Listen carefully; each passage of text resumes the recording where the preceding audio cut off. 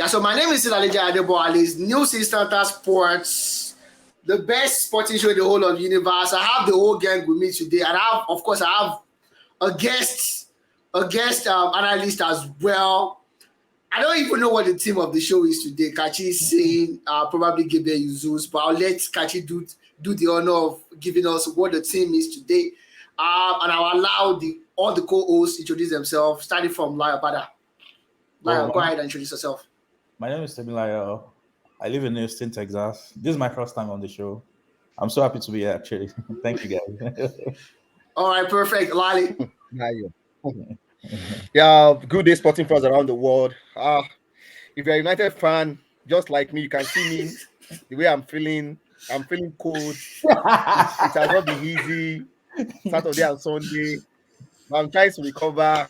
So pardon me if some of my take today doesn't probably align to the other guys. Yeah. All right, perfect. Shay.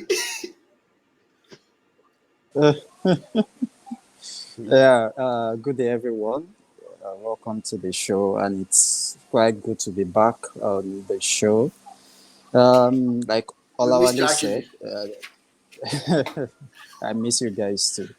As Olawale said, this is not good times for Manchester United fans, but the show must go on, and we thank God that we are here today. All right, perfect. Orokukachi. Sports fans, like I would always say, always a pleasure to be on the show. It's always also nice to have Lyle from the other side of the pond here with us. It would be so easy to beat down on United and their fans, but I won't do that. I'll try and be very objective today. And for me, the theme really is on how a promise of consistent football sometimes can bring out the very best in you. We're seeing that already with Gabriel Jesus, who I think, based on what we said during our production call, is on pace to score 25, 26 goals across all competition. It's shaping up to be the deal of the season in the EPL. We can't say the same for United. Stay tuned for a cracking one. Come on. I could not resist. I could not resist. I'm sorry, guys. You're I going to be couldn't soft on resist. United now. At least give us some soft landing. We know we're already. All right. We know we're All right, already perfect. All right, perfect. We'll move straight to the NBA, where there is a topic of discussion for us. We've been talking about it for the past 3-4 weeks, but this news seems not to go away. And it's about probably one of the most talented guys to ever grace the NBA, and that's Kevin Durant. Mm-hmm. We understand it might be the most docile player outside the court, but on the court is a keypad warrior anyways. He knows how to tweet, but not fast so much. He calls his mom whenever he needs to fight. So we're looking at it, and I'm going to come straight for you right now. I know we discussed this a couple of weeks back, and there was a consensus, which is not popular on this show, amongst us three, that staying in New York is the best option for KD. But news are gearing up, and the momentum are gathering towards him going to the 76ers or the Celtics. The next word from the Celtic, I don't think, for me, does not make sense. It's too much. If you want Jalen Brown, you want what's this guy? Marcus Smart. I want Jason Tatum again on top of that, just for KD. If KD moves to Celtic, he's a fool, because who is he going to be playing with when he gets to Celtic? You know. Also, you're saying Jason Tatum is going to where? Is going to. They are requesting. The Nets are requesting for Jason Tatum, Marcus Smart, and Jalen Brown in exchange for Kevin Durant for KD. For me, does not make sense. No, and on the flip side, for the 76ers, you are wondering what the Brooklyn Nets can actually get for KD, because I'm pretty sure the bed will not go back to New York. That's guaranteed. Joel Embiid, who happens to be the number one guy in 76ers, will not want to leave. That leaves you to less options. Just Tyrese Maya, correct me if I'm wrong. Just Tyrese, basically. Yeah. Tyrese Maxey, that would be the only guy that would make sense that can actually go to to New York. But with this momentum gathering up, and the fact that KD, okay, I'll leave that question for Kachi. Just answer that first. I'll leave the other question for Kachi. Go ahead, Olawale. Okay. Yeah. So for me, I think the whole trade talk about Kevin Durant, where he's going to play next season. The Rudy Gobert trade to the Minnesota Timberwolves has made things Yeah. very, very difficult. Difficult. If the Timberwolves could get if the Utah Jazz could get catching up to how many picks? Almost five trade picks. Five picks. Five trade picks Oh. with two other guys. What do you expect the Brooklyn Nets to ask for Kevin Durant? Man. So that has actually made that trade very impossible to do Difficult. at this point in time. Unless the Brooklyn Nets will just have to accept that whichever way they are going to be on the losing side.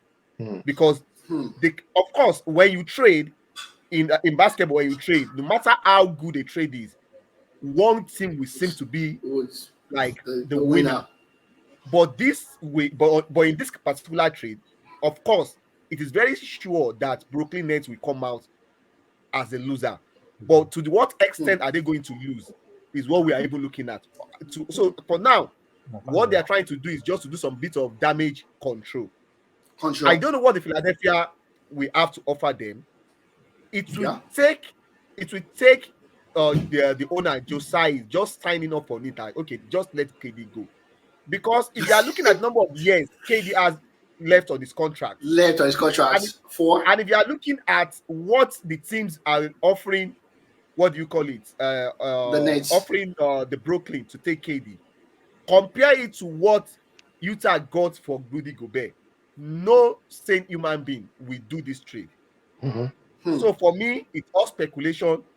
I don't think the Philadelphia 76ers have enough to offer, what do you call it? To offer Brooklyn Nets the Nets service of KD. For KD. For the service of KD.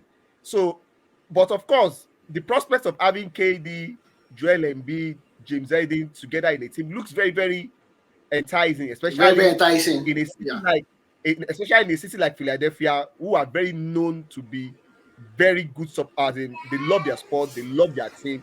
So whichever way, but let's see how it goes. I don't want to dwell too much on it. I just don't see it happening. Even if you are offering Tyrese Maxey and some couple of other guys, I still don't think it's enough unless Josiah just wants it to happen. So for now, think for me, it's fingers crossed. I don't see it happening for now. All right, perfect. Kachi, I'm going to come to you now for the second question. And I know we've had a not so good conversation around this because we have the certain opinion about it. Steve Nash and the CEO or whatever it is, KD wants them gone for whatever it is for him to be able to stay at the Nets, which I totally agree with. I know you disagree with it. I just want you to hear your opinion and see if the fans will agree with you, basically. Okay, thanks, Debo. So the issue here is KD basically laying down the gauntlet, saying, okay, it's typical to most people who watch Nigerian home videos when the wife would come in and tell the husband, it's either your mother leaves the house or I leave the house for you, pretty much. Unfortunately, I felt and I still believe that KD did that knowing, I think he's a Jedi master, knowing that there is no way Josiah would buy into that. It was probably the best way or the only way KD had to ultimately leave what we can refer to as a failed project in Brooklyn. And my stand is this, that as soon as that demand was made, KD probably made up Josiah's mind to eventually trade it, even though I still believe that his best place to be is to eat the humble pie, stay in Brooklyn, and see what you can salvage over the next 4 years of your career, of your contract. My take now is this. I sincerely believe that Josiah, similar to what Olawale has said, will aim to lose something. He will not win whatever trade deal he ultimately enters into to get KD out of Brooklyn. He will not. But he will get a good piece out of it. Just hypothetically getting a Tobias Harris, Tyrese Maxey, and maybe the return of James Harden to Brooklyn Nets for KD. That's not going to happen. I'm just saying that. But ultimately, what I think will happen is that Josiah would concede to KD's demand. But once that is done, he will now play his power to say, this thing belongs to me. And he will ultimately let both John Max and Steve Nash go. I've always felt that was a bad signing, giving Steve Nash the reins of Brooklyn, and immediately hearing what the top two players of the Nets said about their coach. They don't need a coach. But let's also not forget that these two guys co-signed. And when I mean two guys, I'm talking of Kyrie Irving and KD. They agreed, they blessed that appointment of Steve Nash. And to Steve Nash's credit, because I'm not saying he's a good coach, but in the very first year of this project. Kachi, don't say I know. I'm not saying he's not a good coach. Just put it out there. I am not saying he's a good coach. I'm not correcting myself. I'm not saying he's a good coach. But to his credit, the very first year of this project of Nash and these three Musketeers, they were just a size 13 foot of KD's foot away from heading to the final. And we all know that if they had won the Bucks, they definitely would have at least gentleman swept the Phoenix Suns, and we probably won't be having this conversation because they would have a championship. Now, all true. This I've said to come back, and I'm doubling down that Steve Nash is not a great coach, not even an average coach, but Josiah would rather stick with that management until he gets rid of KD before making any decision there, because whatever happens, that room is toxic. I know we don't want to talk about it. Our very good friend, we got information that just before game 4 of that ill-fated series against the Celtics, during their WhatsApp exchange, asking everybody, okay, Ben Simmons, are you ready to go? And my guy left that chat. That means even if everybody comes back to that team, the dynamic is already poisoned. It's a poison chalice. There has to be a full clear out, similar to what we're expecting Man U to do. I'm sorry, Man U fans, I have to say that again. Similar to what we're expecting them to do, there has to be a fresh start in Brooklyn, and it will start with the coach, but only after KD leaves. All right, perfect. Thank you very much for that analysis, Kachi. I don't agree with you anyways. I feel KD should be left. Honestly, for the Nets, because looking at it, and I believe deep inside of you agree with me, the Nets will never get anything good. Nobody will get anything good. Nobody. There's no purer shooter right now in the NBA apart from Kevin Durant. He's just a naturally good shooter. So for me, and I understand the fact that we established the fact that Steve Nash is not the best of coaches. Let me be subtle with that. So why not just keep KD, or this is just about players' power play? Anyways, and that's the thing. Sorry, I'm cutting you short. It's the player power. Yeah. We're seeing all this transpire. Even the great LeBron James, we've seen how he's being clipped throughout the whole free agency craze of the recently concluded season. All his desire to get Russell away for next to nothing. The Lakers hierarchy were like, we already traded almost all our draft picks until 2028, 2029, and you want us to use it in a trade to get Russell out? No. So if they can clip LeBron's wings, albeit an old LeBron James, then I don't think KD is too powerful for them to clip his one. So it's just a player power thing. Kachi, are you a Lakers fan? No, I'm anywhere that is raining fan in basketball. It does not support any NBA team. Thankfully enough, it does not support any NBA team.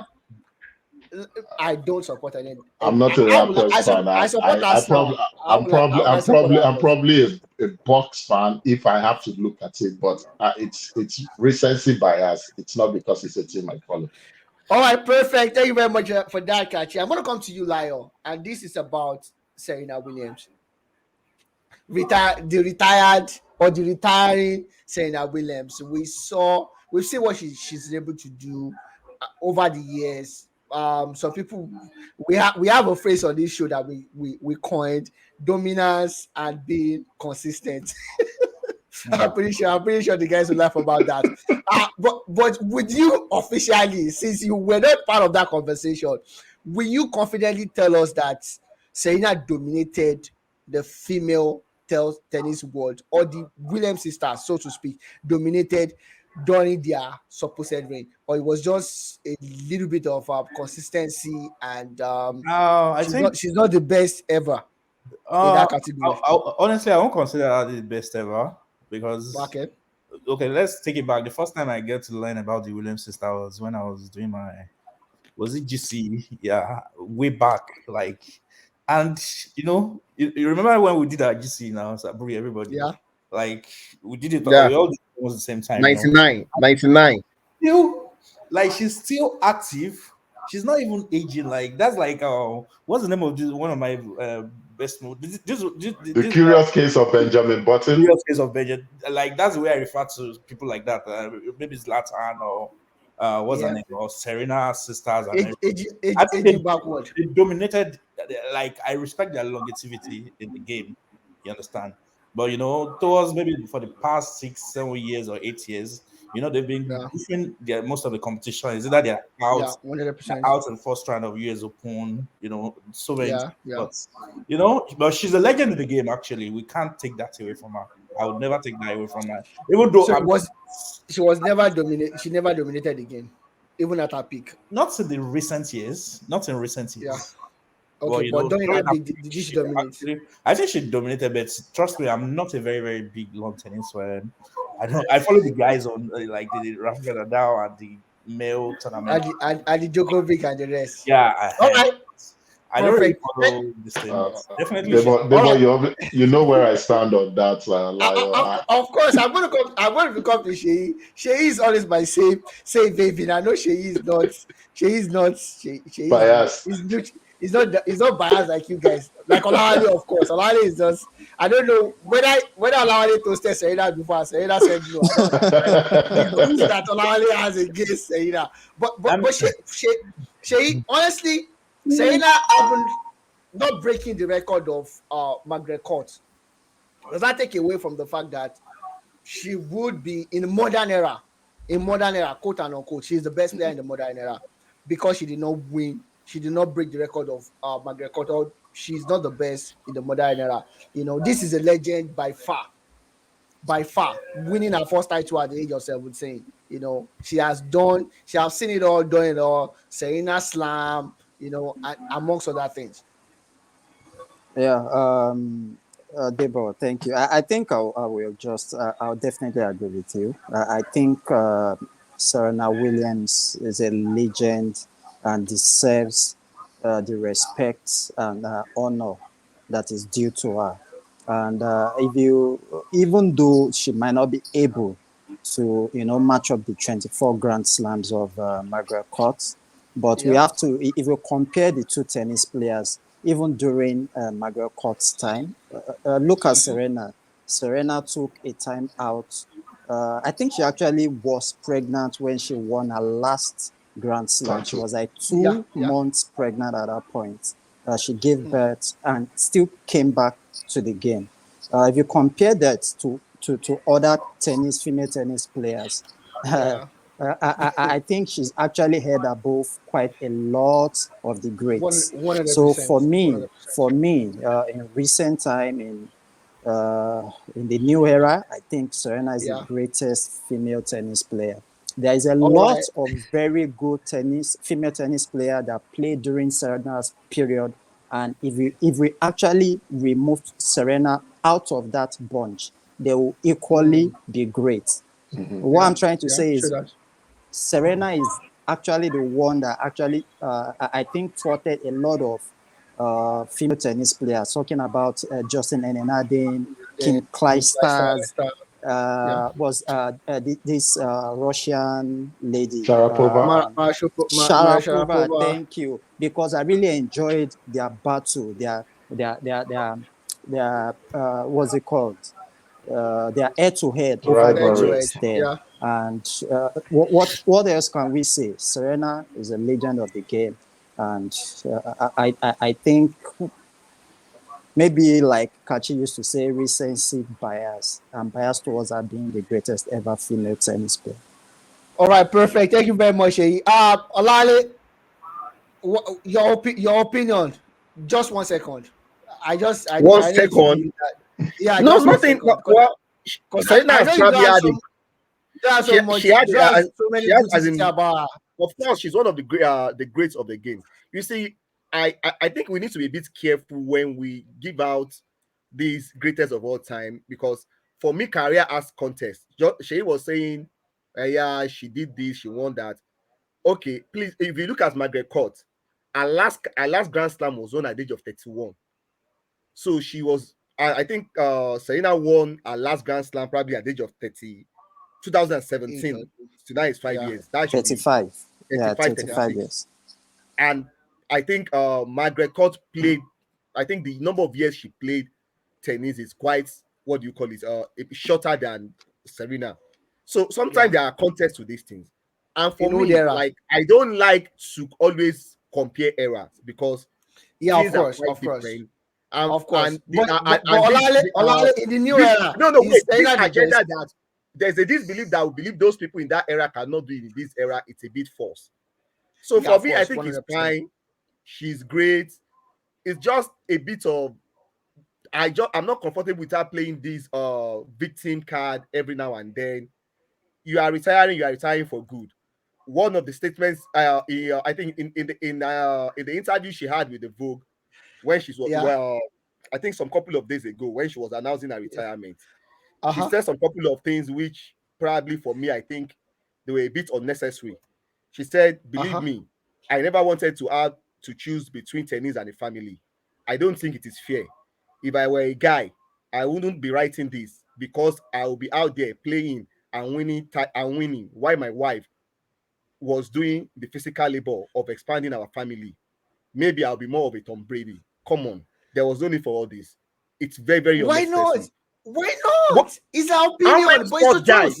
Wait. You were for how many sports guy have you seen playing to the age of 40? It's even a privilege for you to play to that age. How But many but sports but guy but, have you seen? but Olali, I'm pretty If sure when she made that see statement, she's the referring see for to me, the number of wait now, years let me finish. that she did Just let not me finish. play. Let me Hold on, finish. hold Wait, on. no, Before no, you no, no. finish, Let me finish before you come in. oh my No, I will God. not allow you. Okay. Let me Let me finish. write it down. Now, Go I ahead. think she's more pained for the fact that she can't break that Margaret Court record. That's why all this narrative of, if I at 40 as a sport person, either male or female, you are done. You have to be an exceptional human being for you to play up to this age. You shouldn't have any regrets. You shouldn't have to make it about men. It's unnecessary. Retire in peace. That's all. That's for me. Olali is just That was the biased. same thing she did when she lost to Naomi Osaka the other time. She took the shine away from that lady's victory at the US Open. It's very unnecessary. That's my take. You guys might not like, might not. I know you guys are Serena Olali, apologists, but of course. but thank you. I'm saying apologies, and I admit to that. But Olali, I'm not speaking. I'm not holding breath for Serena, but she's probably referring to the time that she got Yeah, pregnant and whatnot. That took years away from my career, and you can't deny that fact. And maybe if she did not give birth and the Kim family did Kleister not could come have in the same again, argument. Kim Kleister yeah, could have the same but argument. King Clester cannot tie the shoelace of Serena. That's Who the truth. cares? You have gotten to year 40. No, the only No, person that but can who tie cares? the only Retire in person that peace. can tie What's the whole business of the only dragging person men that into can the old tie the men shoelace of Serena narrative? Williams is just Venus Williams. Any It's other not. any other female tennis player cannot tie her shoelace. That's the Forget truth. it. A lot of people can. If Justin Kachi, Henry has do not you stepped out of agree? the game in those years, Ja, it could have been a different Kachi, story entirely. Justin Henry was actually dominating when she was almost dominating too. If you want us to use she that particular word, not no, consistent, she was because not you had dominating. issues with us the other day when we said she was only consistent, not She did dominating. not dominate. The only person that dominated tennis sport and the If system, okay, let me Williams make sister, this in statement. this new era. If Justin Henry Harding has not stepped out of the tennis court Uh-huh. at the peak, Serena will not win up to 23 Grand Slam. It's a fact. That's a lie. I May don't believe not. It's that. not a lie. Anyways, It's a I fact. May don't. not I don't. win I don't up Kachi, believe to. please, that. you have to say something. When Debo allows me to Kachi, speak, I, I I, don't I say. want to come to Kachi. Kachi, do you agree with Olawale with this attack on It's not physical an attack attack. and Debo, don't emotional put. attack and It's psychological not an attack emotional attack. on I Serena? get that I attack. believe during our production call, Kachi, we were talking about something, right? I know it's personal, so I'm not going to say it the personal way. We're talking about a man that does not want to give birth to a second child Mhm, because he doesn't want to take the shine off his wife, mhm. which is reasonable. And the same thing, the same philosophy is what Serena is coming out with right now. That probably if I don't give birth to my child, I'll have those 2 years that I was out of tennis or whatnot, I could have used it to win 1 or 2 more Grand Slams, which I think is reasonable. It's not so. Bolawale thinks Serena is being a sexist or whatnot.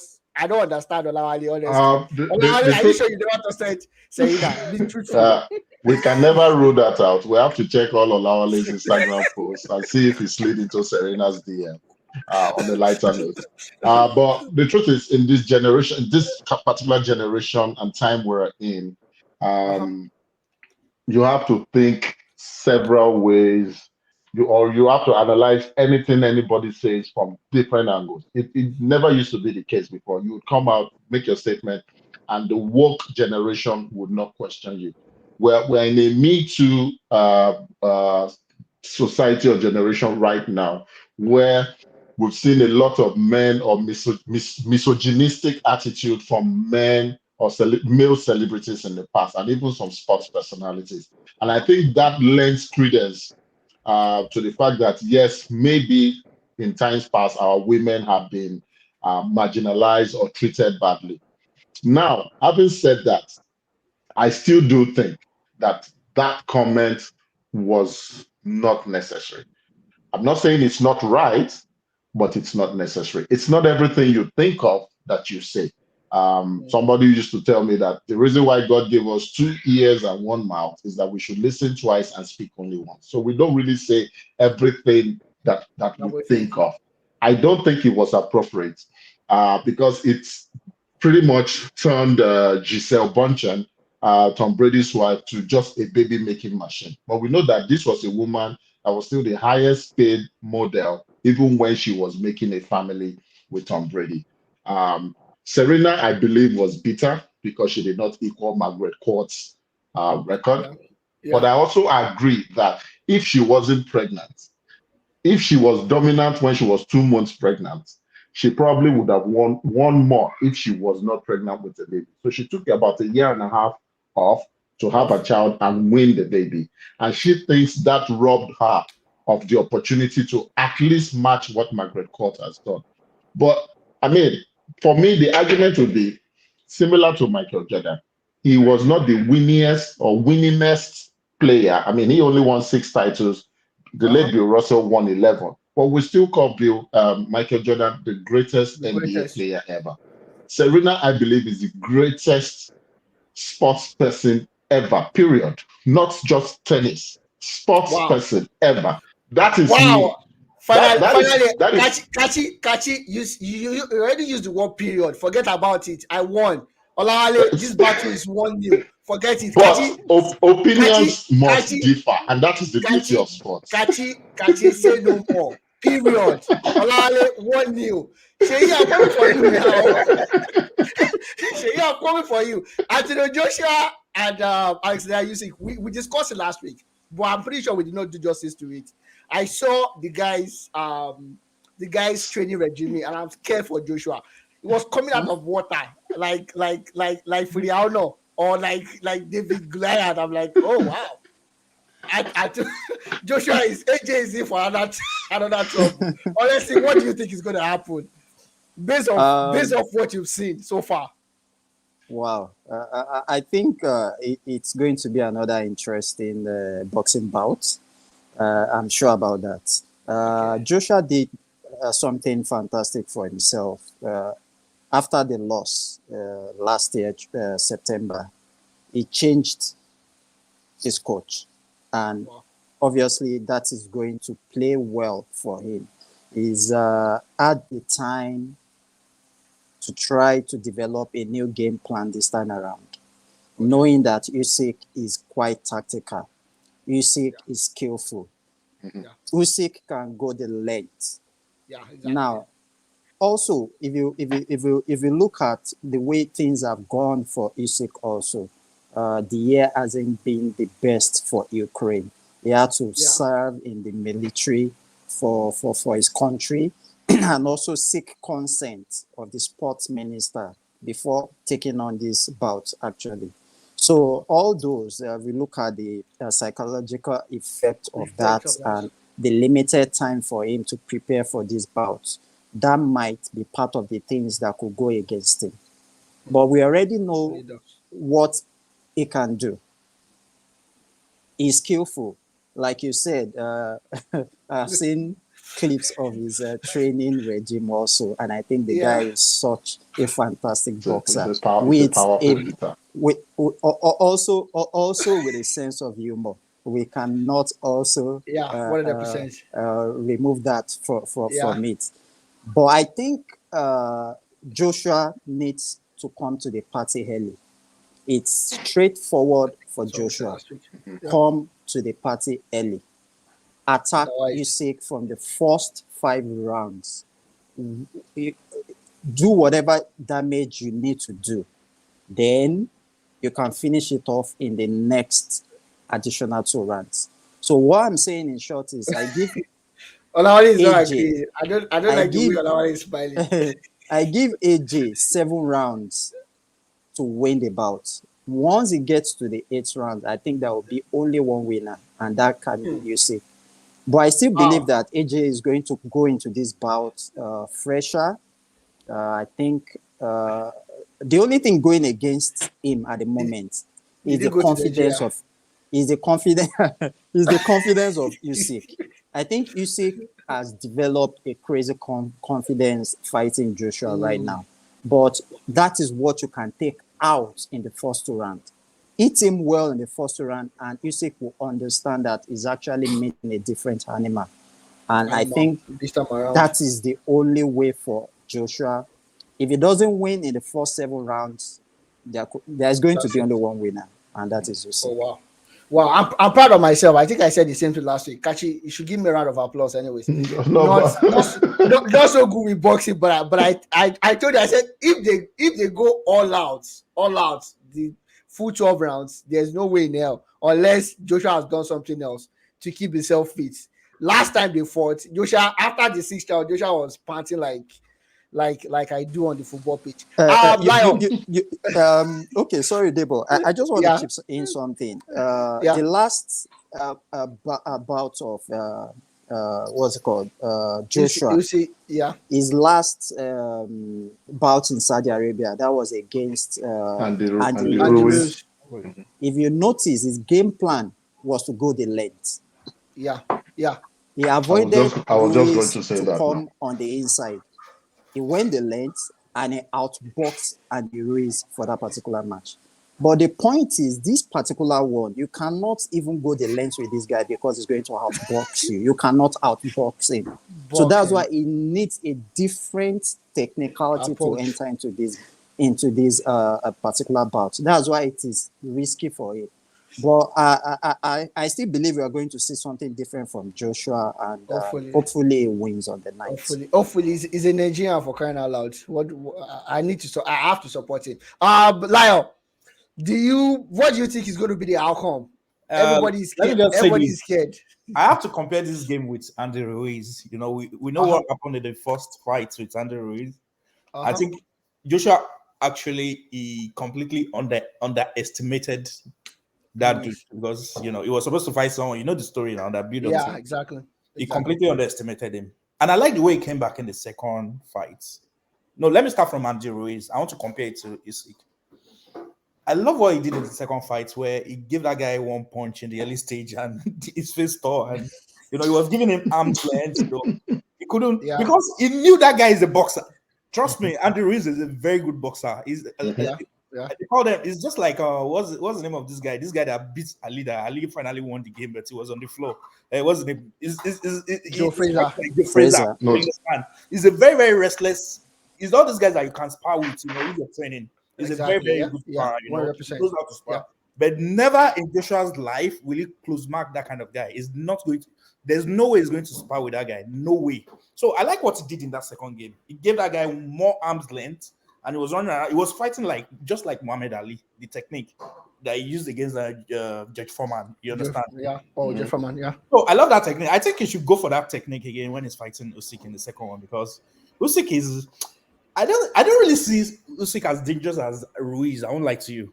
I don't really see him, but that guy is fast. He has technique. He can spar too, but he's not as dangerous as Ruiz. And he has stamina. I think that's he has stamina. That guy has my stamina. biggest fear. Like he's very rugged and very, very he's strong actually. But I don't see Usyk as a top fighter compared to Ruiz. You know why? So for you now, you think because AJ can do this? The reason why I'm telling you is because they were sparring now. They were near each other. They were boxing. But he can't even do that. He can't even move close to when he was fighting in Saudi Arabia. He can't even move close to Ruiz. He's not. He can't. Do you know at some point Ruiz was like, "Come." Like I think that was the 12th round or the 10th round. He was like, come near me, let's box each other, you know. But you know, he was very close to Usyk in that first fight. I don't see Usyk. I know that Usyk is an animal actually, and Joshua have to be very, very technical in that game. So I don't know what he's going for. I don't know what technicality is going for in this new one, but I don't see it as a tough fight. I think Joshua wins the game. I'm not really a big fan. I'm not using Nigerian sentiment. I'm not really a fan of Joshua because I know so many people that can box Joshua one-on-one. Going to kill Joshua, he's going to end his career on the court. You understand what I'm saying? I'm not trying to use sentiment, but I don't. Yeah. I'm just trying to use a benchmark between Ruiz and Ruiz and because they were boxing each other. Because when Joshua was fighting Usyk, they were really close to each other. They were beating each other, boxing each other. Even Usyk was more on the defensive part. It's just that stamina that helped him. You understand? That stamina was just crazy. So I think when you have a middle Eastern European, that's what you get anyways from the Eastern European. So I think Joshua is coming back with his A game. He's coming all out with his A game, and he's coming out with something different. And you know, I'll give it to him. I'm not sure he's going to all right. Box the second. Perfect. Thank you very much for that, Lyle. Before we go to football, we still have to talk to Sheyi. Kamaru versus Leon Edwards. Kamaru is just our guy. I mean, I don't care. I don't even know who Leon Edwards is. I'm supporting Kamaru. I know Kamaru will win. Sheyi, tell me I'm right. That's all I need to hear from you. Yeah, you're always right. Anyways, they call him the Nigerian Nightmare. I expect him to come back to the ring on the night and do what he knows how to do best and what he has previously done. Kamaru, Leon Edwards too. They initially fought in 2015, and Kamaru came up tops in that particular bout. Even though the first round was quite close, 2 of the 3 judges actually gave it to Leon Edwards.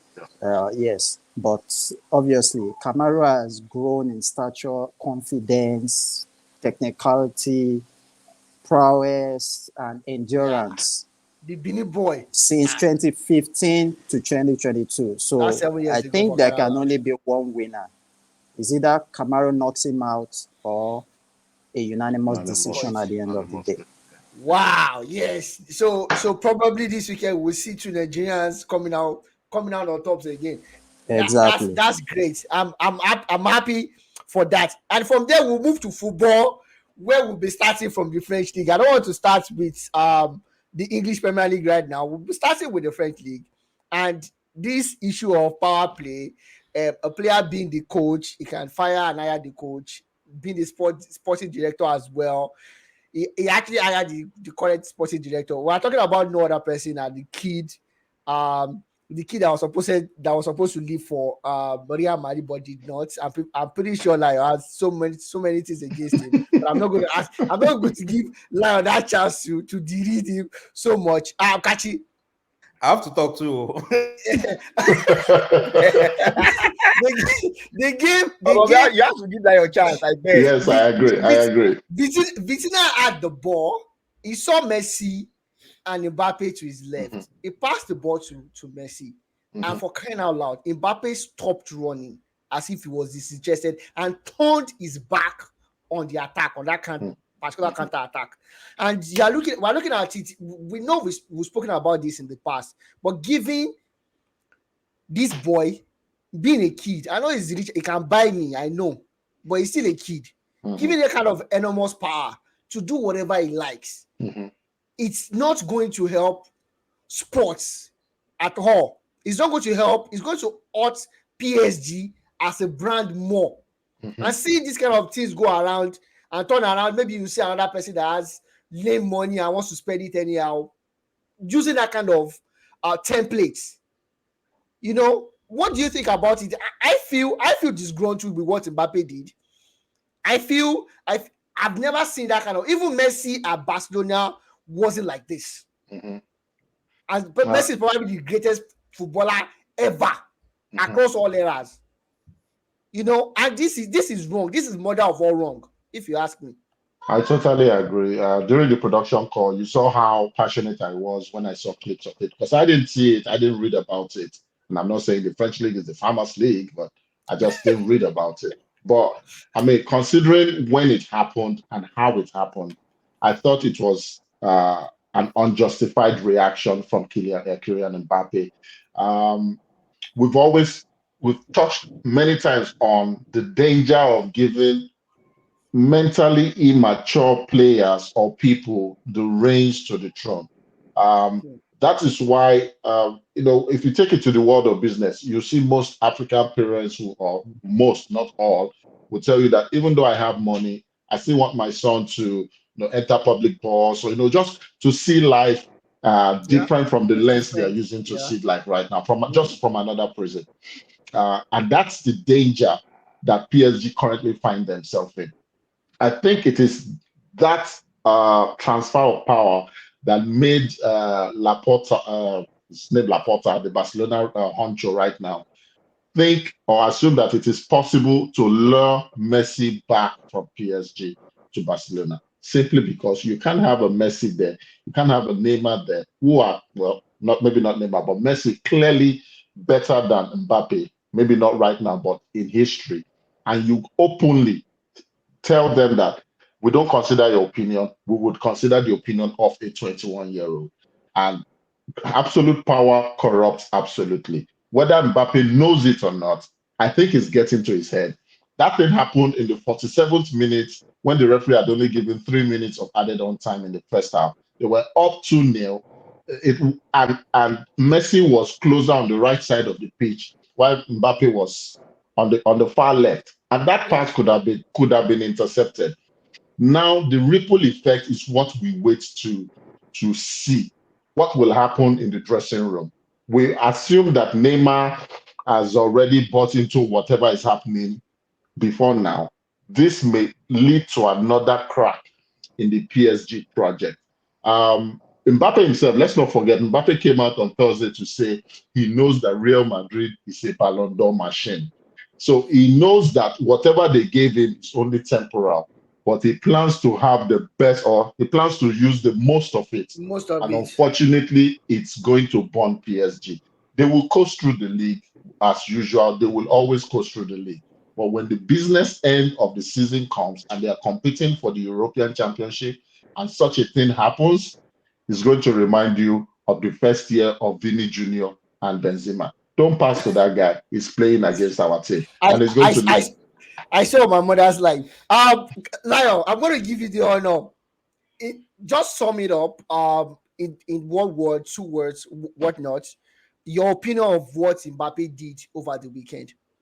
Yeah, I- I- nobody should be ever greater than a team. I just think everything came up when he was trying to transfer to Real Madrid, where they were begging him with everything. Even they almost begged him with Sheikh Mansour's wife that, okay, how come I've been calling my wife Like, every night? They almost did that, you know.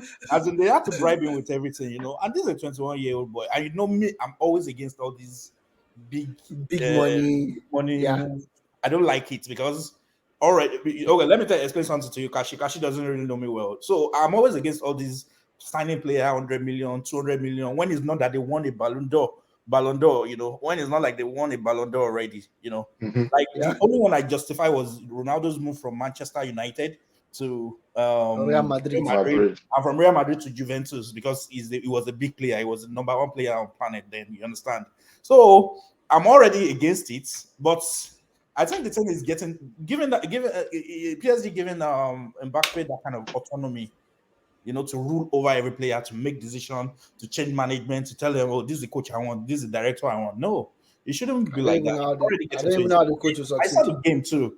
I saw the game. He eventually scored, but I don't think PSG will go far with that because number one, Attitude. the dressing room is going to be divided. He has his Exactly. own faction. Exactly.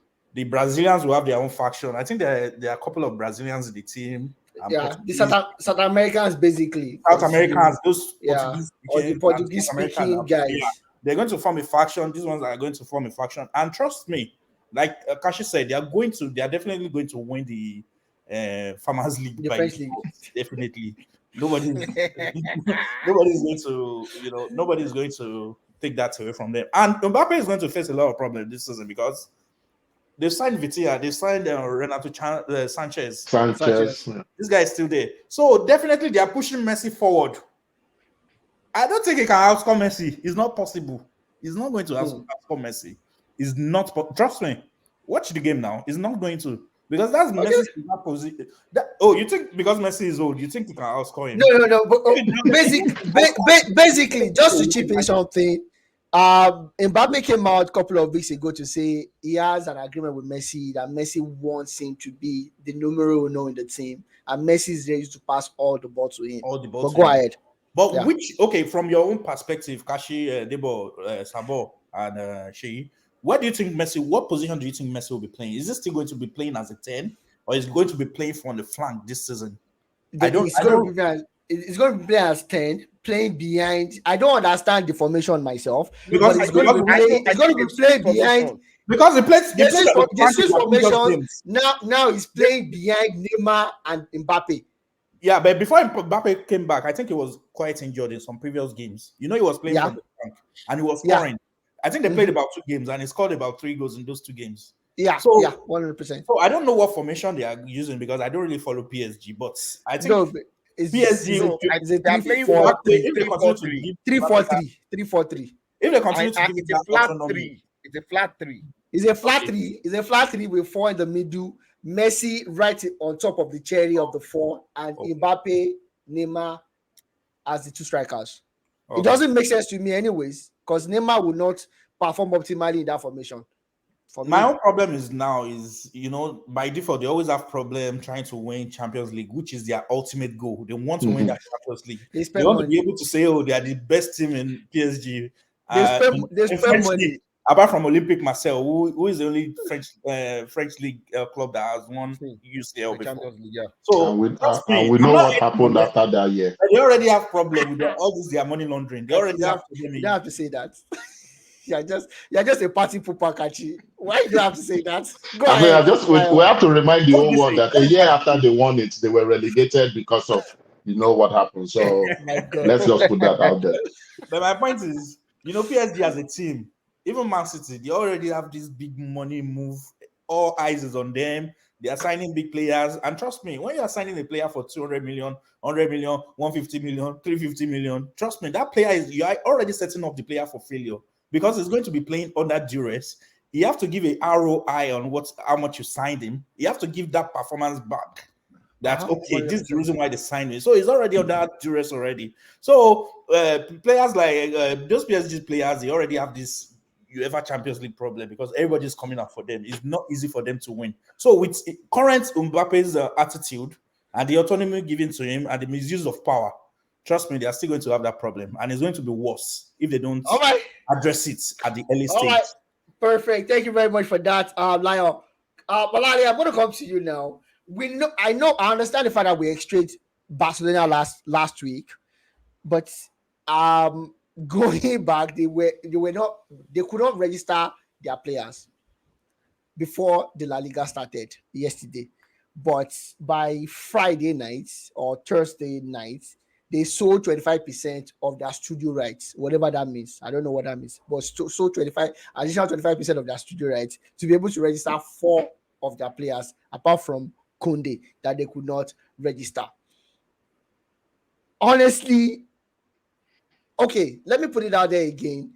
Gerard Piqué right now is like not getting any salary for Barcelona again. Same with Sergio Busquets.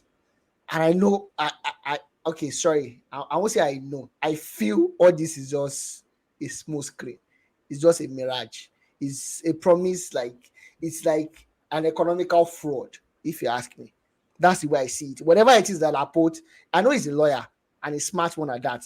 So he's trying to, he must have tied all the loose ends. But this thing does not add up again. It's looking ridiculous, if you ask me. Yeah. Is it It's very about time that ridiculous. you ever steps in or whatnot? Because I don't understand. It doesn't make sense to me. I think the first thing, I think we need to give a bit of kudos to the La Liga for taking a bold step in trying to normalize the craziness that is going on in football. With these what Wake up, where wake up. salary cap and some kind of things like that. Whichever way, I think in few years time, probably 5-10 years to come, we probably will see a lot of revelation about what is actually happening in Barcelona. The fact remains, God, I can't wait. Barcelona did a lot of wrong things, and it seems, uh, like for me, it looks like Barcelona has been used as a means of money laundering. I'm sorry to say, because when you look at, I think we discussed, when you look at the kind of wages that just look at the Frankie de Jong contract, it's just unbelievable crazy It's for a ridiculous. central It's midfielder. ridiculous. As It's as ridiculous. smart and intelligent as he is, you don't give a CM such contract. So all these things they are trying to do, it's a bit of a gamble. And for me, but what doesn't even make sense to me is the fact that yes, it is established that Barcelona they have financial issues. At the end of last season, I think they have a decent team. We saw them beating Real Madrid at the Bernabeu For 4 goals to yeah. nothing. It was not just like it wasn't a one-off result. It wasn't like a fluke. Uh-huh. I think I was expecting them to approach the transfer window a With little bit caution. caution and modesty. But what we saw was more of a bullish team trying to hijack Very deals aggressive. from other teams. I now wonder. I believe a team that has financial issues, and you are lucky to get Abu Mayang on virtually on free from Arsenal. Yeah. I don't think your priority should be Lewandowski. Probably I'm sorry to be corrected, but I don't think Lewandowski will add any significant value. I don't think he's better than Abu Mayang. I think he has just played in a better team. That's just the difference between the two. And probably if you say probably he has a better attitude, that's a different conversation entirely. But for a team struggling with that and trying to do a lot now, they want to bring in a Bernardo Silva. I don't know what Man City is thinking about that. You want to sell Sergio Dest and you want to bring a right back. And you already signed Jules Koundé. It's even Xavi for me is looking like somebody who is confused right now. With that team they had last season, 1 or 2 addition, just take it from there. But I Yeah. think they are trying to buy themselves away. I think they are going with this ideology that if they can get a world-class squad, if they can start They'll be winning able to win something. trophies, winning championships, sponsors will come. That's why they are leveraging 25% of That's the most of their idea. future. Which could likely backfire because for all these players they've signed, it might not guarantee success. Of course, it might guarantee top 4 in La Liga, but it doesn't guarantee them winning La Liga ahead of Real Madrid and it doesn't guarantee success in Europe. We know how Europe works. Just one bad game, it's all over. So for me, it doesn't make sense. But I hope probably someone in the future will make sense out of this. For me, it's All just right. the Oscar, which All I right. think there will be a lot of revelation in the future. All right, perfect. Just to chip into what Olari said when Olari was talking about fraud, Messi was paid a loyalty fee of about 330 million euros, loyalty fee for signing a new contract. And honestly, Messi has not seen 50% of that money till date. But on the books of Barcelona, Messi have been paid that money. So that just goes to show you how I'm not an accountant. I'm pretty sure Kachi and Olari will be able to speak better to that. But that just goes to show you what they are doing in that case. That is Yeah. possible because financial statements are prepared on accrual basis. Yeah. Those expenses will be recognized for that period. Now that is why in their books you will see Messi as a creditor. That means they are owing him. But for the year when that money was due to Messi, those amounts will be recognized as expenses fully. The full amount will be recognized. So that's it's not fraudulent. And I think they usually say there's no smoke without fire. I think the La Liga chiefs or the head of La Liga also got wind of this, and that's why maybe we don't have all the details, but that's why all those tax issues came up. Those tax litigations that Messi had also came up to say, okay, if your company is saying they've accrued these expenses, and we are also not seeing an accrued, or I don't know whatever the tax system is in Spain. Exactly. So something it's not tallying, and so we will get to see the end of this. I hope they are like the Nigerian politicians who always write their books 20 years after June 12th, 1993, when it doesn't matter anymore. But we'll still need the truth, and the truth will let us know that Messi may not be privy to it, but they've used the image of Messi and the fact that he's very docile and not acrimonious.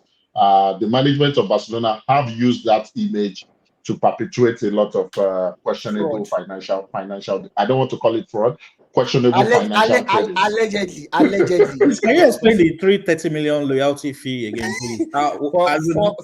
For signing a new contract. They gave him the cash. They gave it to him. Like they said, they gave him the money, but Messi have not seen 50% of the money. He's being owed. So it's an age AP. Basically. What? They paid him 50% already, but it's the other 50%. Exactly. Which for me is fraudulent. But Olawale has already corrected me that it's not fraudulent. They can do it in accounting. Anyways, Sheyi, I'm going to come to you. I saw Wesley Fofana. I'm like, why is Chelsea trying to spend 125 billion? I don't understand this since again. I think when Asenwega said a couple of years ago that we'll soon see a £100 million player, everybody thought Asenwega is stupid or foolish. But these days, just see them sign all these players. I'm like, why? This guy is not. I saw Gerber Martinelli turning Fofana all around the pitch. Are you sure Fofana is not going to become another Harry Maguire when he leaves? Because I don't understand. £125 million is ridiculous. How can Leicester City reject £90 million for Fofana? The question should be: do they actually want to sell? I think that should be the question. Oh, okay. Because, but at the same time, this guy Cucurella went for £63 million or something like that. Yeah. I don't understand what is happening to the market, especially players playing the EPL. It's not realistic. Let me help you. No thanks to Paul Pogba, it's £9 million. That was where the madness.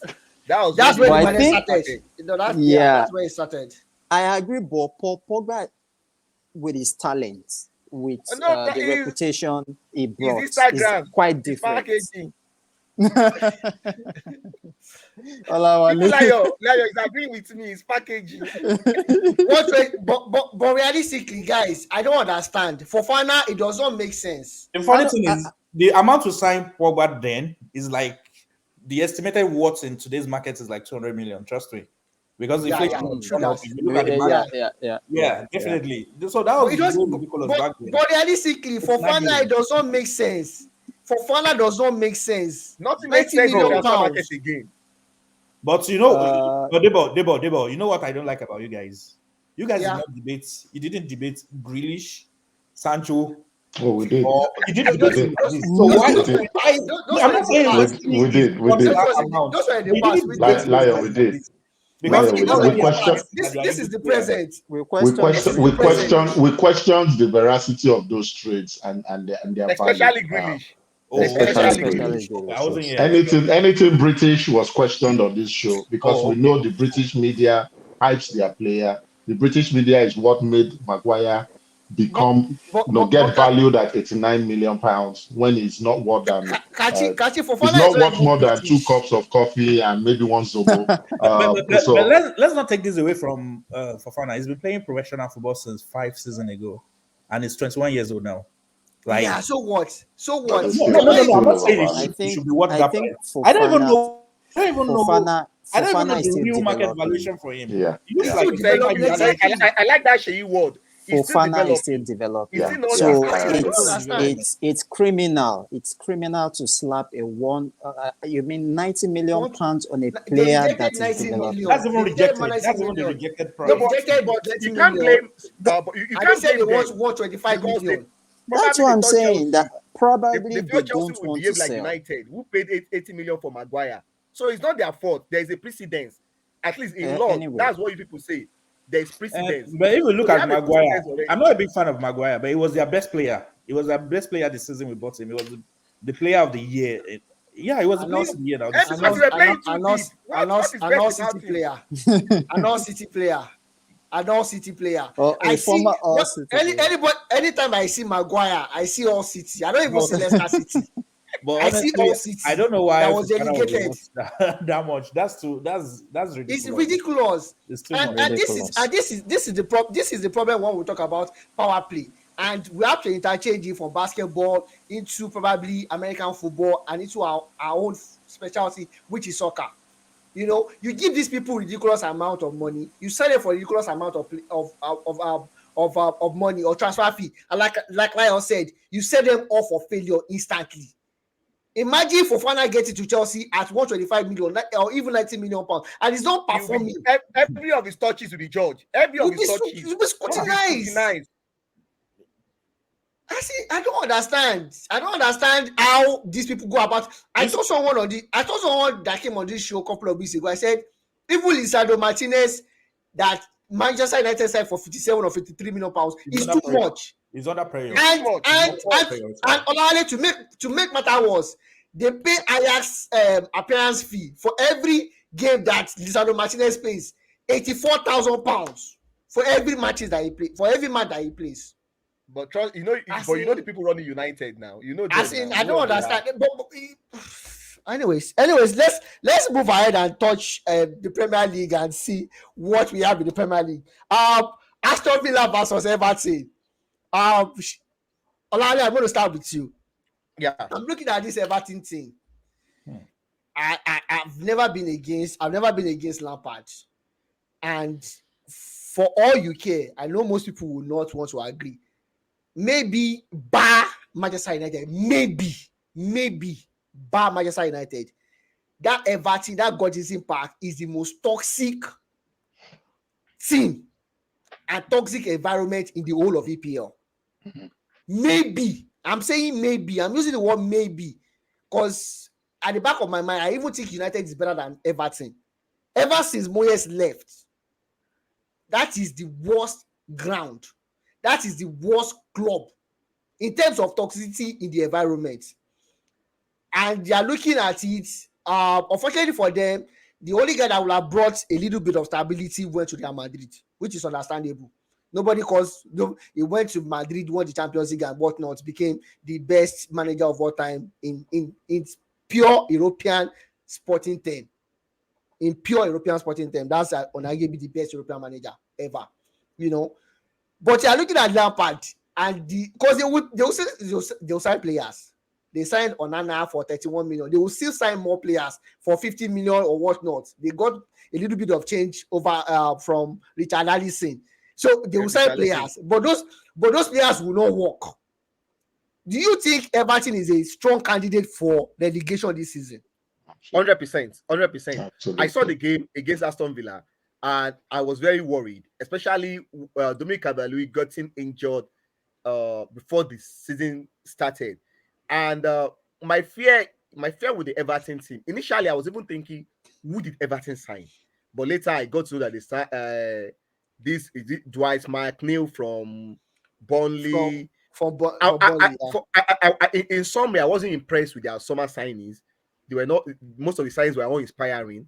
And looking at the setup for a team, you are playing what I will probably relate more of a positional less forward, front three. Gray, Dwight McNeil, and Gordon. Three of them can exchange, small guys who are very mobile. But the problem when you are playing such formation, my challenge with that formation is Everton transition from defense to attack is not that good. So if your transition from attack is not that good, how do you get the best out of these three guys? Those three now, guys. If you are a team that wants to go straight, you want to go long, having those three guys there is a shot for you because they will certainly come short when it comes to area challenge, especially a typical. So it's a mismatch between the personnel you have and what you are able to do as a team. Planning to do as a team. A couple of guys, I was able a couple of times in the game against Everton, against Aston Villa, sorry. There were times where the wing backs were trying to find a target man, somebody to make a run into the box, and nobody was available. So they are sure candidates for the relegation this thing as it stands today, except Dominic Calvert-Lewin comes back. They lack quality in front. Solomon Rondo is not believed in. And for heaven's sake, Lampard signed Dele Alli on permanent deal from Spurs last season in January. And it's not even making your first team. What is it? The assess not making your first team, is it because you've assessed him now, or when you are signing him? So for some time, I begin to question his own ability in time of Dele Alli is not playing very well, anyways. Trying to put things together. Last season, I was a bit okay because that question started last season when he got Dele Alli and he got Donny van der Beek. Why should you have to get the two of them? You don't need the two. Probably one is enough. So for me, I think you have to question Lampard technical know-how. Decision making, decision making. And again, the team as a whole looks very, because one problem with that team is they will struggle to get goals. I don't understand the team that plays Alexander Iwobi as your attacking midfielder. That's a huge problem. It's a huge problem. That's why I said their transition of the ball from defense. I'm not against Iwobi. Iwobi is from the hill hand. I love Iwobi. But if that is your only attacking option, that is your attacking player, attacking midfielder. I don't know. I don't understand. Iwobi actually played very deep initially in that game. He played because that's the formation. That's the formation. Because Lampard, I don't understand what I'm telling you. His fullbacks also played very, very high, and he completely forgot I was playing against two big giant strikers, Ings and what's it called? Watkins. Watkins with the pace. Sincerely, Lampard might be sacked before December. That's the problem with Everton. They will sack Lampard, they will get another person. It's a toxic environment. They will sack the next person. They will sack the next person. They will sack the next person again. You see. I think if they let Lampard go, things may change. The reason I say that is Lampard does not seem to be playing to his players' strength, but playing based on the formation he learned during his coaching license, whatever. Oh, this is my best formation. Whether the players are well suited to it, I don't care. This is what I know how to prepare for. And it leads to us questioning the same way we question British players we should start questioning some of these British coach. I'm serious. We Since look at the when? league. There is no representation. Are you saying the likes of Paul Ince and the other guy, this guy, the dark skin guy who coached Newcastle in the past, So Campbell. Kachi, the Sol Kachi, Campbells Um, of this world, Kachi, who I yeah. think English will do guy. a better Let job Kachi finish. than Lampard.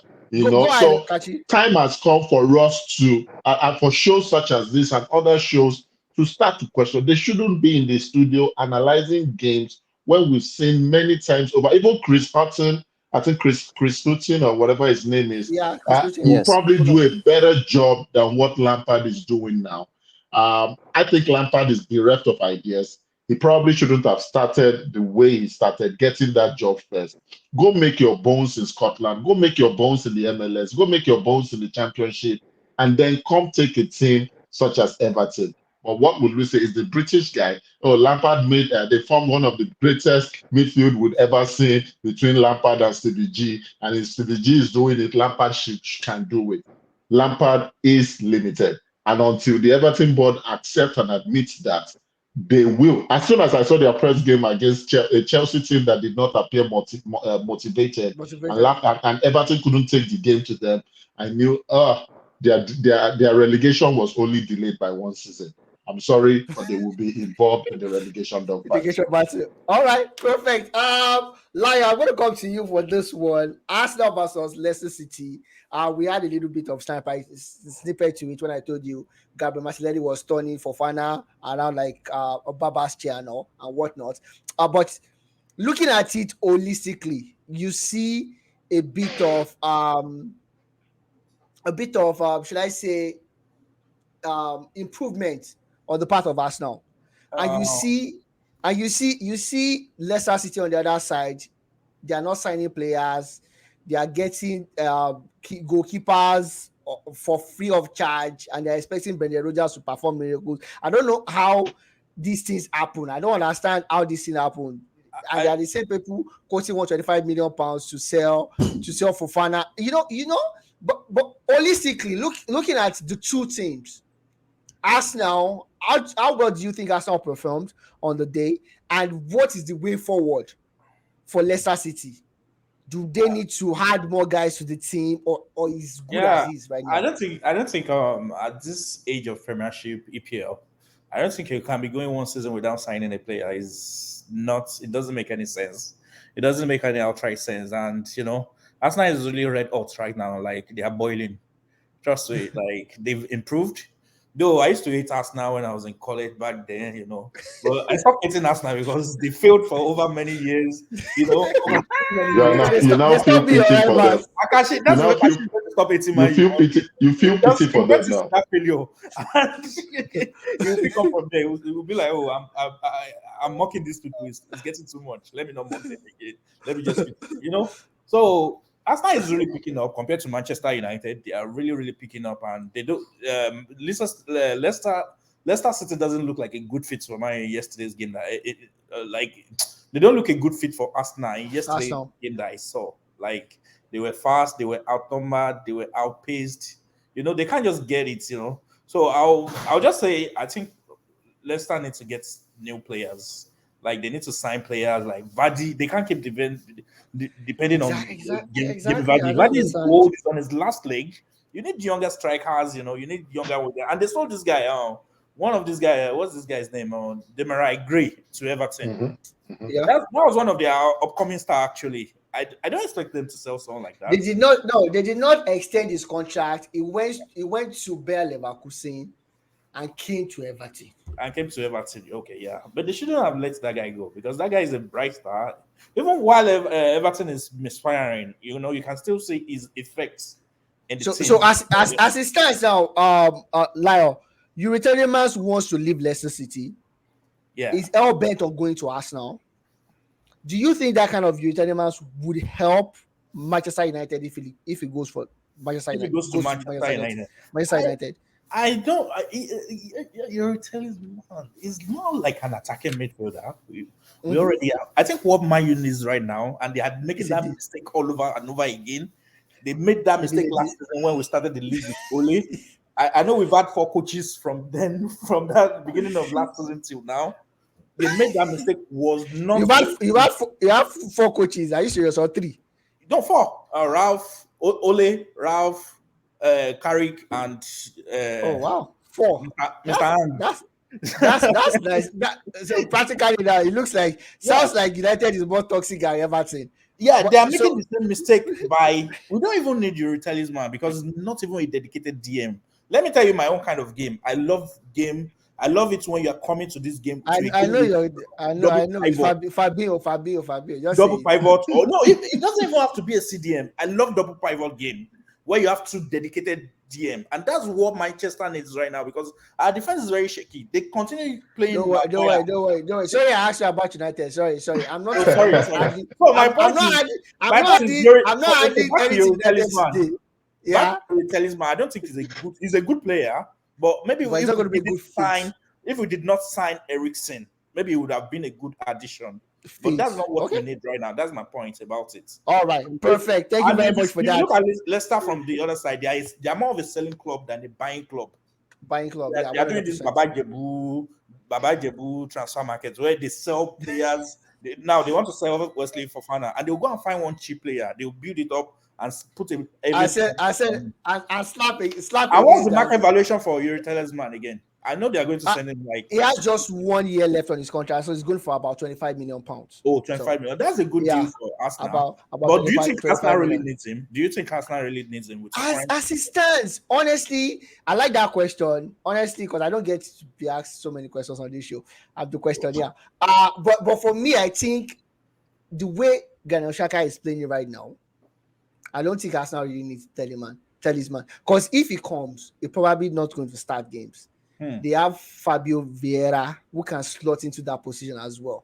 So buying him is a no for me. Because he's a good player and you can't keep that kind of good player unhappy. On the bench, yes. And if he comes, he's going to be unhappy. So for me, it's a no. But I don't know if anybody has a dissenting opinion. Anyways, Brighton and Hove that disgraced United last week played a 0-0 draw against Newcastle. City, as expected, defeated Bournemouth 4-0. KDB doing KDB as well, and Phil Foden as well. Southampton played a 2-2 draw against Leeds United. Joe Aribo among the goal scorer. Wolves played a 0-0 draw against Fulham, while Forest defeated West Ham 1-0. And this is my question, Olali.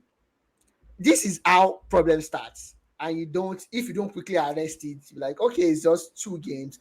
Do you think at this point we should be pressing panic buttons for West Ham, or we should just be like, okay, it's just the start of the season. We don't have to be overboard right now. They lost the first game to Man City, who are arguably probably the best. Better than them. So of course, for this game, I think they were pretty unlucky not to get something out of this game, or not not winning it outrightly. They were unlucky to get Benrahma Good disallowed. With all due respect to Nottingham Forest, it was more of a luck. So the goal was Awoni didn't probably have any idea about how that ball probably hit him. So and they missed the penalty. There are some couple of chances in the second half. I don't think it's early. I think it's too early to probably start questioning or concerned about West Ham. I think over the last 2 years, they've achieved a lot. We might probably likely see what happened to Leicester. Leicester had like 2 or 3 seasons that they achieved. They nearly make it to their top 4. And that last year, sometimes this year are not sustainable. This could be the year West Ham might take a little of back seats, probably not finishing 6th or 7th. About to be out of reckoning for a while. Of course, Kachi. The elephant in the room. Yeah. No. I'm coming to. Okay, Kachi, you can take over. You can take over now. We still have the Chelsea Spurs game, and of course the United game. You know, I said I'm not going to say anything about United. So all the questions that you want to ask the guys. I'm going to take it back for this one for Chelsea and Spurs. But don't ask me Okay. anything about Manchester United. Thank you, Debo. It's always a pleasure to be on the other side of the table.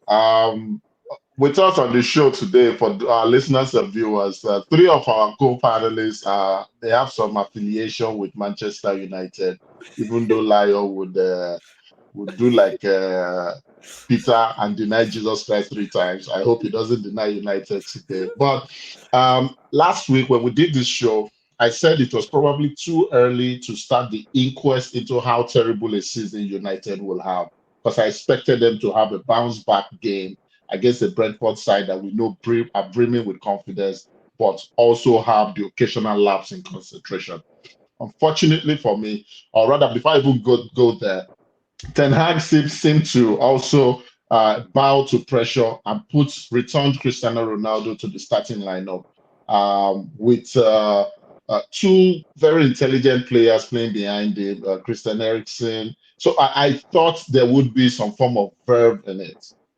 Alas, it was a 25 minutes of hell in the first half. United going down by as much as 4 goals before the turn of the, I think before the first half hour, if I can remember the scoreline. Shambo defending. I saw a meme where they said the gloves that our very famous erstwhile dependable goalkeeper in David De Gea was wearing had a big hole in it because he considered that first goal very sheepishly. Eriksen losing the ball, leading to the second goal, and a very static. I'm looking at the fourth goal, very static defending, a clearance from a Manchester United offensive foray led to a clearance. The very next touch led to a chance, and it became a goal. Now, I'm still thinking of who to ask this question. The question now is it already time for us to concede that this United team is not good enough this season? I'm saying so because I saw his statistics. The miles run, the Brentford team as a whole ran 109 kilometers. The Manchester United team as a whole ran 95 kilometers. That means they may be talented, but hard work will trump talent when talent does not work hard.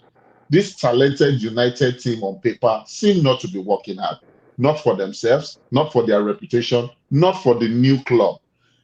The question now is, where's Olawale? I think we lost Olawale there, and I'm not sure why. I'm not sure why we This is not the did best so. time to lose him. This is not the best time. And this is not the best time. Sheyi, I'm going to start with you. Is it still too early to say this is a lost season for United? Secondly, and Laya, I want you to think about this because it will be the same question. Secondly, what is the way forward? The United management came out to say Ten Hag should lower his expectation. He's not going to get everybody he wants this season. Is it already lost? Because I don't know what else to say. What other question to ask you than that? Is this a season that they should not even think of getting to the top half? They should just write off this season like the accountants do. And what is the next step forward? Liar, can you please try and answer this question? Hold on, let me drink water first because this is a serious matter. It's that bad. It is that bad. I want you to take something back. I love your analysis, and I saw your last video where Debo said you're an Arsenal fan that is so passionate. Unfortunately, I'm not an Arsenal fan. He is the Arsenal fan. I'm an AC Milan fan. Oh yeah, I'm a Rossoneri. You're very passionate about Man U. I can see it in your voice. I can read it. But my point is, don't say those players are talented. They are not. Most of those players, they are overpaid. In the first place, they are really, really overpaid, and they are not doing okay. For example, if I'm being paid to do a job as a black man in America, and I'm not doing it well, trust me, I'm going to get fired the next morning. But they have to, first of all, they have to introduce that kind of discipline into the Manchester United ecosystem for those players to be able to come back to their senses, because they're not playing with passion, no dedication, no discipline. They just come. Like, it's just like you are stealing a living. That's the way I see those players. There are just very few of them that is really, really dedicated, playing with dedication. Like you said now, you said the other team, the smaller team ran 109 kilometer, and Man U ran lesser. You know why Brentford beats Man U? Because they are playing with passion for the team. Yeah. They are very hard at work. They have a mission. But Man U Mhm. doesn't even seem to have a mission. Even apart from that, were we even trying to score in that game? No. How many shots at goal? Just 2 shots at goal, which is a very, very comfortable catch for the goalkeeper. Mhm. Most of those attempts on goal, they were very, very simple attempts. You understand what I'm saying? So my point is, I'm writing Man U as a Man U fan. I'm writing them off early This this is year. Number wow. one, they've set up the coach. I really pity the coach. I like the coach. And I love his confidence because it's very, very hard for Manchester to attract an outside coach that is not an English coach. Trust me, if they sack Eric today, It's many the last big name they will get. I people agree. like what's the name of this former Bolton coach? No, Frank Lampard will come. Sam Everybody Allardyce. will want to take the job, and Sam Allardyce. Frank definitely, Lampard will move from Everton to United right yeah, now. and definitely our assistant coach, What? our assistant online coach, which is Gary Neville, he will definitely want an Englishman there. He even want the job for himself. You understand? So it's very, Mhm. very hard to see a top coach that will take the job right now. I mean, that's how bad it is for Man U already. It's very you can't. I don't even think we can attract any big coach in the world right now. But that guy came because he has a project. But I feel like he's not getting enough backing. Though he made some mistakes in yesterday's game. Never should you play someone like Fred in a defensive midfield role. You saw the first game. You saw what happened in the first game. You saw Yeah. how it went out. You saw how they played badly. I don't think, and that's what I'm saying the other time when Debo caught me that I should not talk about Man U too much. We are making the same mistake Ole Gunnar Solskjaer made. We are coming to a new season without a dedicated DM and a dedicated striker, natural striker. When last did we play a striker as a Man U, as a club in Man U? Is it that we are playing false nine or we are deploying Martial, or those guys are not even strikers? You understand what I'm saying? So that's why I'm writing them off because they have to produce those two. In fact, if they are bringing in a DM before the transfer window closes and they are bringing in a striker, I still need one winger. One winger. I always say that in that group. The reason why I want a winger is I need someone to challenge those Sancho and Rashford. Those guys, they are not disciplined, they are not passionate, they are not hardworking. They just come to the field to steal a living. That's the way I see them. They are not doing much. They are not doing anything different. So bring one winger to come and challenge them, and bring a striker because Ronaldo is very, very undoubtful now. We don't know what he's doing. We don't know his decision. You understand? So, and a dedicated DM. See Arsenal now. I don't think Arsenal ever had a dedicated DM before you brought in Thomas Partey. Partey. Party. I said They were playing Xhaka, Granit Xhaka in that role. as Yeah, and It was Saka a is very disaster. hard. He's not that kind of player that you can put in that role. exactly. He's not a disciplined player. He's a very, very, Yeah, he's it was a very, very disaster. Professional professional player, player. yeah. He's aggressive. You can't put him in that role. See, okay, since when that guy came, he really made a lot of changes in your midfield. That's exactly what Man U needs right now. A dedicated, not playing Scott McTominay, McFred this season, and put what's the name of this guy? What's the name of this Dutch guy today? He's Who, gets Van de Beek? Van Beek. so Van de are Beek. you telling me we had like how many months out? 4-month break or 5-month break, not to decide to bring, and we are doing the same thing all over again, like we did last season. That's where one of the problems is. They keep buying different defenders. Why do we Yeah. keep buying different defenders when we have a lot of defenders already? We have Bailey, we have Lindelof, we have Kamguaya, we have Martinez now, we have Varane. 5 defenders. Okay, It's just hold that thought, Lio. I want to pose the next question to Sheyi. Say, Olawale, for some reason, has refused to come. Sheyi, thank you for having the balls to remain on this show, even though you know it's going to be. I'm not sure she is even here. Oh, She we is lost online. Sheyi as well. Okay, Don't so worry, Lio, ask me the as question for as a United. rejoinder, Debo, Yeah. De Gea during his interview said that the current United team is lacking in confidence. Do you think this is a confidence thing? Especially because of the people they have planted in the media, the Gary Nevilles, the Roy Keanes, are not saying things that will endear them, or they are shredding this current iteration of Manchester United, shredding them every single time. For you, do you think it's a confidence thing? Do you think a time will come when these guys will turn the corner? Do they need a longer break? I'm saying this because all the memories I have of United are memories of teams, a team of teams that dominate. They may start bad, but they will dominate at the end of the season. I said during our production call that there's probably a silver lining. Arsenal started as bad as this, starting 3 straight games, losing to Brentford, the same Brentford, Chelsea, and Manchester City. But they ended up, no, they ended up, or they will play European football today, albeit not the Champions League. Do you think there is a silver lining? Does Ten Hag need a longer break to get his team to play the way they want to play? I hear right now that Cristiano Ronaldo's contract may be terminated. That's the feelers we're getting from England right now. What happens? This is the only goal guarantor you have. If you are not getting goals with Cristiano Ronaldo right now on your team, what becomes of United? Any chance that they will turn the corner? Sheyi, since you are here, if you can hear my questions, I want to hear from your perspective before I take it to Debo. Okay, thank you, Kachi. I think eventually United is going to get it right. I have no doubt about that. Earlier, you asked a question about this season, and I think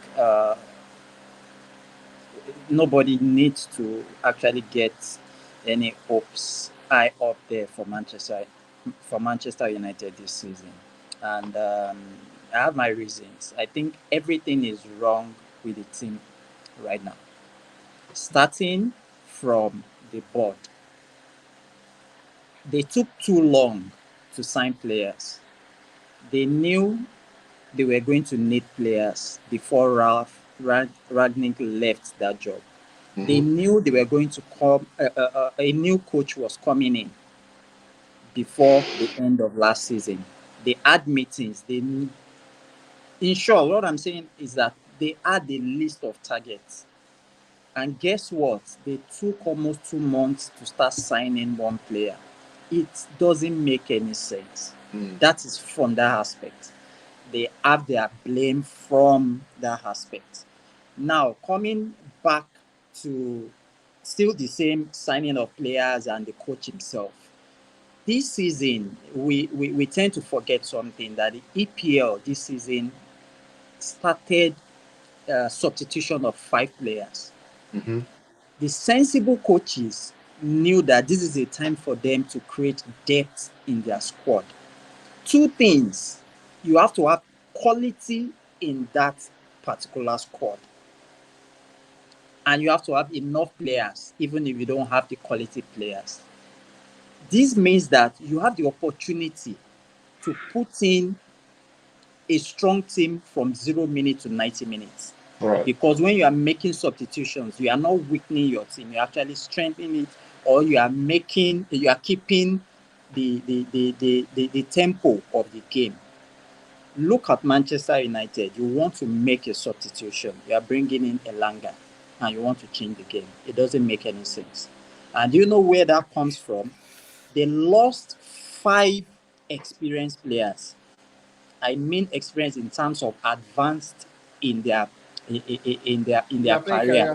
We are talking of Pogba, Lingard, Henderson, Matic, Mata. I'm sure I'm missing somebody out. And they signed how many players?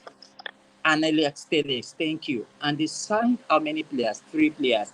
In a season that we have opportunity to substitute 5 players. This means that your opponent can refresh easily and your team will get more tiring. So I don't understand what the board is thinking, or the technical team is thinking, or the coach himself. They've already started this season on a back foot by having less players, including that they have less quality. That's why you see Brentford team running almost 109 kilometers, and you see the Manchester United whole team running 95. That is it, because the guys on the field are probably tired, and you're not even going to bring in any sensible quality player on board. That is that. Then the third aspect of it is the coach himself trying to bring in a particular philosophy. You have a team that's on ground that does not even, they are low in confidence. Even what they know how to play, they are not playing it well, and you want to impose that particular philosophy on them. It's going to take time. But for me, I think he should have analyzed the league itself, analyze each team is playing, and come with a tactics. It was very evident in the game against Brentford. Last season, Brentford was one of the top set pieces team in the EPL. Right. And you brought in a Martinez to defend against the likes of me. Number one, Martinez is a new player in this league. I don't expect anything less or anything more from him from the first two games. But I watched the preseason, Manchester United preseason, every game of it. And I saw Ten Hag used different combinations of defense throughout the preseason. Guess what? His starting 11 on the day, it's a combination that never played the preseason. Why did that happen? A lot of things are wrong with the team.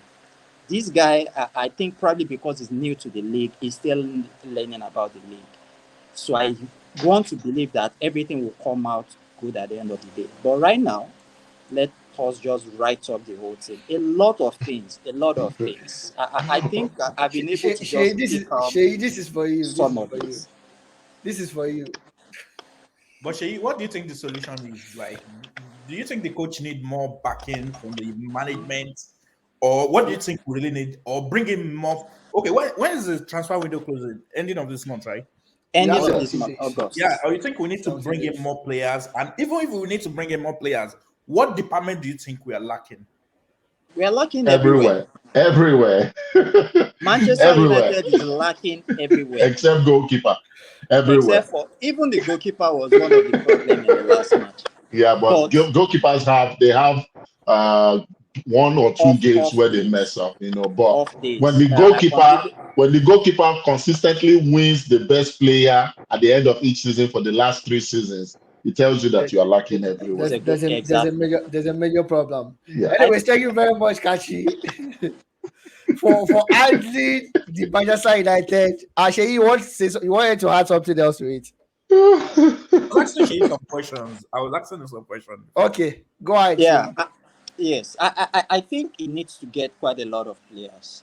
Right now, what has messed up the transfer season for Manchester United is De Jong transfer.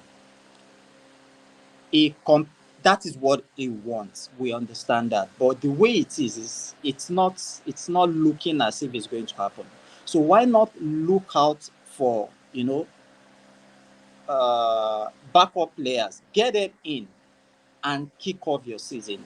Eventually, if you get De Jong this August, fantastic. If you're able to get him in January, then you know how you go on with your player. I listened to Fabrizio Romano over the break, and he kept on saying that ETH plan A, B, and C is De Jong. I felt totally disappointed because the way it is now, it seems your plan is not coming to place. And right now, you don't even have a plan B Have an to fall alternative. to. So it's really a big problem for Eric Ten Hag. But for me, I think he should get as much players into the team as possible. Because teams will make substitutions and they'll be stronger than you. Even when you are leading games 2-0, there's possibility for a Chelsea that will bring in the likes of Mason Mount, the likes of Akim Ziyech into the game, will definitely catch up on you and beat you. Is around. So right now, the team has started on the back foot. It needs to recruit as many as possible. Average players for now, if you You can't should do get like those Arsenal, players, like because the one Debo mentioned that time when they beat Arsenal 8-2 or something in the beginning of Yeah. the season, that they went to hire to, like to sign Benayoun and the mercenaries. likes. Exactly. Honestly, It's I I think honestly, I don't want to talk about United again, anyways. But at this point, the problem is deeper than meets the eye. One, the management is not backing up the coach. Two, the coach is being adamant on getting a player that he knows he cannot get. He will not get that guy. That is the truth. Even if that guy is going to come to Premier League, he's probably go to Chelsea. So Yeah. I don't like. So there are a lot of problems, and even the player that he has right now, maybe with the exception of, I don't even know the exception of who I want to say, they are all useless. They are not. It's not like they are bad players. They are not bad players, but they are playing as if they are not interested in playing for United. They don't value the jersey that they wear. You know, At so least it's a major problem. I don't even know where. Shay, that's why when you said they would turn the corner, that's why I was laughing. I don't see this team turning any corner. Honestly, I don't see Wait, them turning any corner. so And comparing them to Arsenal of last season is even a disservice to Arsenal.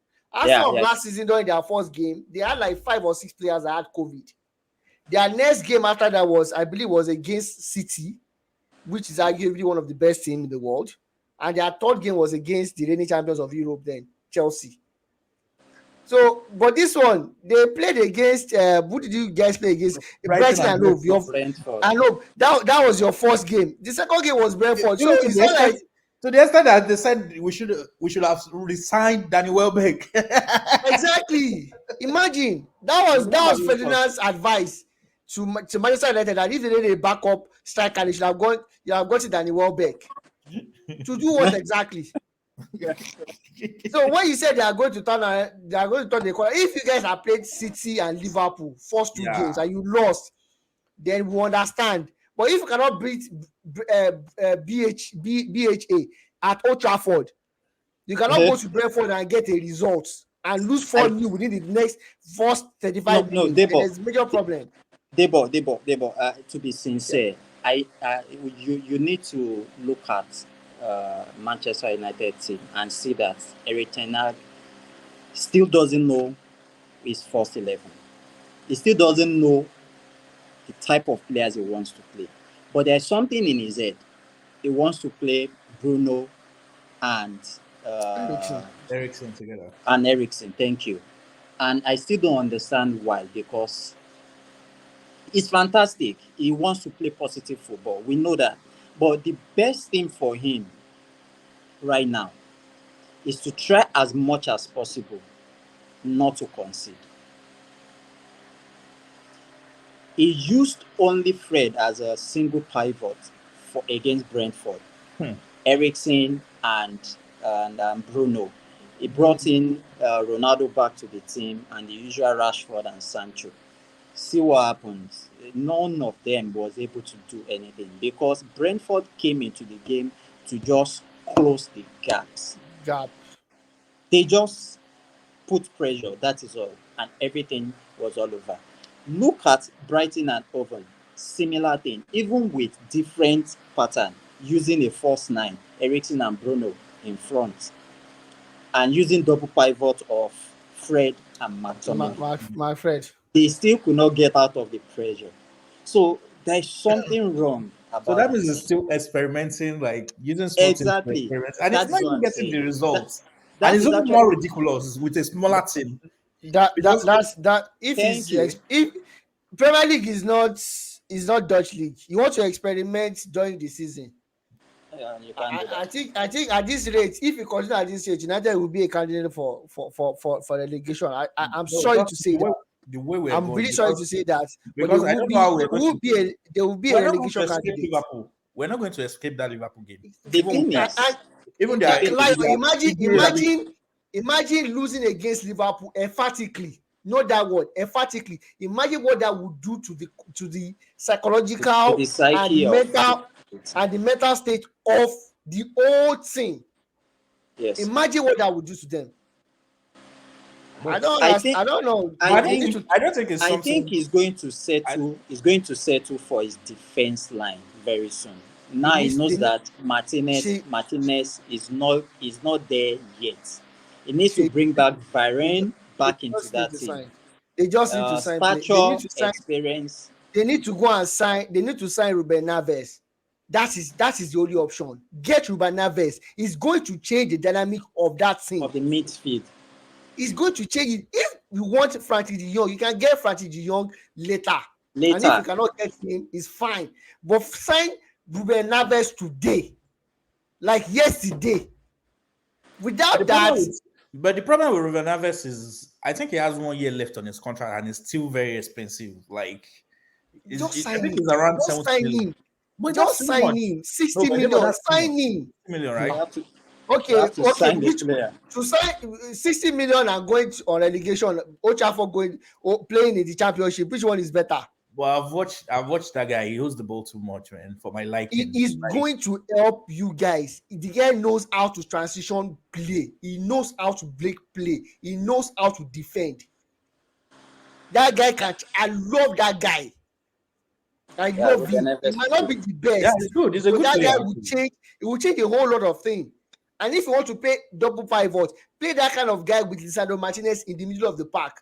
Play either Eriksen and Bruno. We mentioned this on the show. You guys got Eriksen. Guys together. That playing Bruno and Eriksen is going to be a problem. Wanting to play both of them is going to be a problem. Yeah, and this is what Olawale said when they gave Bruno a contract extension before Eritrea came. That what if Tena comes and he does not like Bruno? You gave him an extension of 3 or 5 years or whatnot.